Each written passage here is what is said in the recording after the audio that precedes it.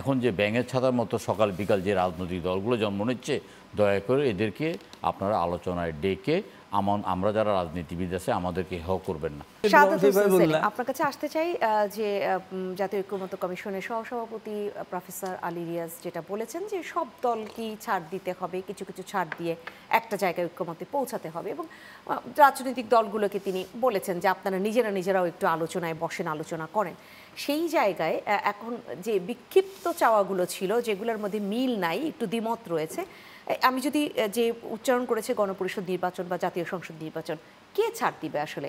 কারণ যদি এনসিপির কথা বলি, গণপরিষদ নির্বাচন চাচ্ছে, অন্য অনেক দল আছে বিএনপি সহ যারা জাতীয় সংসদ নির্বাচন চাচ্ছে, আলোচনায় আসলে কে কোনটা ছাড় দিবে?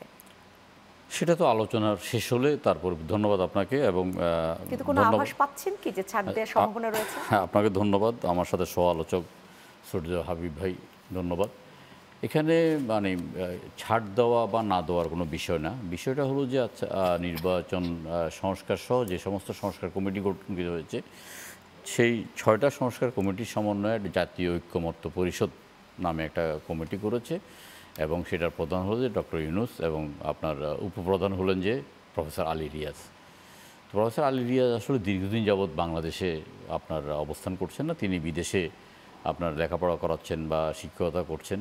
বাংলাদেশের আন্দোলন সংগ্রাম, আপনার এই যে গুম খুন নির্যাতন সয়ে আমরা ১৫ বছর যারা রাজনীতি করছি, আমাদের সাথে তাদের চিন্তা চেতনা কিছুটা অমিল তো থাকবেই, বুঝছেন না? ওনারা যদি রাতারাতি বাংলাদেশটাকে আমেরিকায় পরিণত করার চিন্তাভাবনা করে থাকেন, সংস্কারকে ওই পর্যায়ে দেখতে চান, তাহলে এটা একটা আমাদের একটা ভুল চিন্তাভাবনা। এবং ওনারা যেগুলো চিন্তাভাবনা করছেন, একটা বিশেষ একটা শীর্ষ দলকে কিছুটা সুযোগ সুবিধা দেওয়ার একটা মন মানসিকতা ওনাদের মধ্যে আছে বলে আমাদের কাছে প্রতীয়মান হচ্ছে। ধরুন, সেখানে আমরা এই মুহূর্তে মনে করি যে কোনো ডাইনে বামে না তাকিয়ে, আপনার কোনো বিকল্প কোনো চিন্তা না করেই সর্বাগ্যে জাতীয় সংসদ নির্বাচনটা হয়ে যাওয়াটা অত্যন্ত জরুরি। এটা একটা অন্তর্বর্তীকালীন সরকার, এই সরকারের রুটিন কাজ ছাড়া অন্য কোনো কাজ করার মতো কোনো রকমের আপনার সাংবিধানিক অথবা কোনো রকমের অধিকার তাদের নেই, জাতি তাদেরকে সে অধিকার দেয় নেই। এমন অনেক উপদেষ্টা আছেন যে উপদেষ্টারা আপনার ১৫ বছর যাবৎ স্বৈরশাসকের বিরুদ্ধে ন্যূনতম কোনো কথা বলেননি, নাকে সরিষা তেল দিয়ে ঘুমিয়েছেন, এবং দুই একজন টক শোতে হয়তো কথা বলেছেন, এবং তাদের দ্বারা কোনো সংস্কার হবে এটা খুব একটা বিশ্বাস করি না। যে কারণে আমরা শুরু থেকে বলছি যে নির্বাচনটাকে সুষ্ঠু করার দায়িত্ব আপনাদেরকে দেওয়া হয়েছে। নির্বাচনটাকে সুষ্ঠু করে একটা আপনার নির্বাচিত সংসদের হাতে রাষ্ট্রীয় ক্ষমতাটা দিয়ে আপনারা যান, এবং যে সংস্কার, এই সংস্কারের ব্যাপারটা উপলব্ধি করতে পেরেছে বিএনপি সর্বপ্রথম, এবং বিএনপি আজকে থেকে ২.৫ বছর আগে ২৭ দফা একটা কর্মসূচি ঘোষণা করেছে। আমরা প্রায় ৪০টি রাজনৈতিক দল আমরা আপনার দিনের পর দিন আলোচনা করে এটাকে ৩১ দফা একটা সংস্কার করেছে। আমরা মনে করছি যে হ্যাঁ, বেশ শেখ হাসিনা ১৫ বছর যাবৎ স্বৈরশাসন চালিয়ে দেশটাকে এমন পর্যায়ে নিয়ে গেছেন যেখানে সর্বত্র সর্বগে কিছু সংস্কার হওয়া প্রয়োজন। কিন্তু এই বর্তমান যে সরকার আছে, এই সরকারের কোনো মন্ত্রণালয়ের ন্যূনতম কোনো সংস্কার করতে পারে নাই, না পুলিশের সংস্কার করতে পেরেছে।